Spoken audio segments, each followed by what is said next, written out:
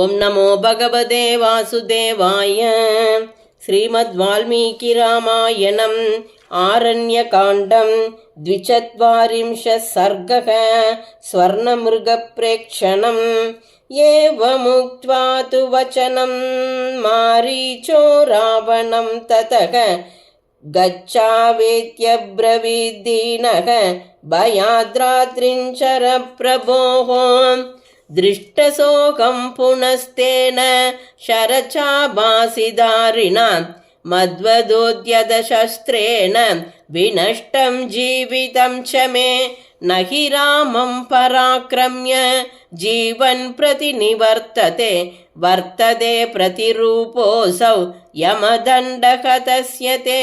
किं नु शक्यं मया कर्तुम् एवं त्वयि दुरात्मनि एष गच्छाम्यहं ताद स्वस्तितेस्तु निशाचर प्रहृष्टस्त्वभवत्तेन वचनेन स रावणः परिष्वज्य सुसंश्लिष्टम् इदं वचनमब्रवीत् एतच्चौण्डीर्ययुक्तं ते मच्छन्दादिव भाषितम् इदानीमसि मारीचः पूर्वमन्यो निशाचरः आरुह्यतामयं शीघ्रं खगोरत्नविभूषितः मया सह तदा युक्तः पिशाचवदनैकरैः प्रलोभयित्वा वैदेहीं यथेष्टं गन्तुमर्हसि तां शून्ये प्रसभं सीताम् आनयिष्यामि मैथिलीं ततो रावणमारीचौ विमानमिव तं रथम् आरुह्य ययतु शीघ्रं तस्मादाश्रममण्डलात् तथैव तत्र पश्यन्तौ पत्तनानि वनानि च गिरिं च सरितः सर्वाः राष्ट्राणि नगराणि च समेत्य दण्डकारण्यं राघवस्याश्रमं ततः ददर्श सह मारीचः रावणो राक्षसादिभः अवतीर्य रथात् तस्मात् ततः काञ्चनभूषणात् हस्ते गृहीत्वा मारीचं रावणो वाक्यमब्रवीत् एतत्रामाश्रमपदं दृश्यते कदलीवृतं क्रियतां तत्सखे शीघ्रं यदर्थं वयमागताः स रावणवच श्रुत्वा मारीचो राक्षसस्तदा मृगो भूत्वाश्रमद्वारि रामस्य विचचारः स तु रूपं समास्ताय महदद्भुतदर्शनं मणिप्रवरशृङ्गाग्रः सितासितमुखाकृतिः रक्तपद्मोत्पलमुखः इन्द्रनीलोत्पलश्रवाः किञ्चिदभ्युन्नतग्रीवः इन्द्रनीलतलाधरः कुन्देन्दुवज्रसङ्काशम् उदरं चास्य भास्वरं मधुगनिपपार्श्वच्च पद्मकिञ्जल्कसन्निभः वैडूर्यसङ्काशगुरः तनुजङ्कसुसंहतः इन्द्रायुधसवर्णेन पुच्छेनोर्ध्वं विराजता मनोहरस्निग्धवर्णः रत्नैर्नानाविधैर्वृतः क्षणेन राक्षसो जातः मृगः परमशोभनः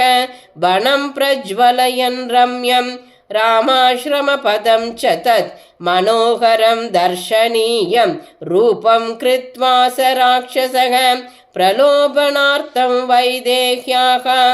नानाधातुविचित्रितं विचरन् गच्छते तस्मात् चाद्बलानि समन्ततः रूप्यैर्बिन्दुशदैश्चित्रः बुद्वास प्रियदर्शनः विटपीनां किसलयान् भङ्क्त्वादन्विषचारः कदलीगृहं गत्वा कर्णिकाराणि तस्ततः समाश्रयन् मन्दगतिं सीतासन्दर्शनं तथा राजीवचित्रपृष्ठः सह विरराजमहामृगः रामाश्रमपदाप्याशे विचचारयता सुखं पुनर्गत्वा निवृत्तश्च विचचारमृगोत्तमः गत्वा मुहूर्तं त्वरया पुनः प्रतिनिवर्तते विक्रीडं च क्वचित् भूमं पुनरेव निशीदति आश्रमद्वारमागम्य मृगयूतानि गच्छति मृगयूतैरनुगतः पुनरेव निवर्तते सीतादर्शनमाकाङ्क्षन् राक्षसो मृगतां गतः परिभ्रमति चित्राणि मण्डलानि विनिष्पतन् समुद्वीक्ष्यत संसर्वे मृगाह्यन्ये वनेचराः उपागम्य समाग्राय विद्रवन्ति दिशो दश राक्षसः सोऽपितान् वन्यान् मृगान् मृगवते रतः प्रच्छादनार्थं भावस्य न भक्षयति संस्पृशन् तस्मिन्नेव ततः काले वैदेही शुभलोचनां कुसुमापचयव्यग्रां पातपानप्यवर्तत कर्णिकारानशोकां च सूतां च मतिरेक्षणां कुसुमान्यवचिन्वन्ति चचाररुचिराननाम् अनर्हारण्यवासस्य सातं रत्नमयं मृगं मुक्तामणिविचित्राङ्गं ददर्श परमाङ्गना सातं रुचिरदन्तोष्टं रूप्यदादुतनूरुहम् विस्मयोत्फुल्लनयना सस्नेहं समुदैक्षत स च तां रामदयितां पश्यन्मायामयो मृगः विचचार पुनश्चित्रं दीपयन्निव तद्वनम् अदृष्टपूर्वं तं दृष्ट्वा नानारत्नमयं मृगं विस्मयं परमं सीता जगाम जनकात्मजा इत्यार्षे श्रीमद् रामायणे वाल्मीकिये आदिकाव्ये चतुर्विंशतिसहस्रिकायां संहितायाम् आरण्यकाण्डे स्वर्णमृगप्रेक्षणं नाम 42 सर्गः। श्रीदाशरथाय विद्महे सीतावल्लभाय धीमहि तन्नो राम प्रचोदयात्। जानकीकान्तस्मरणं जय जय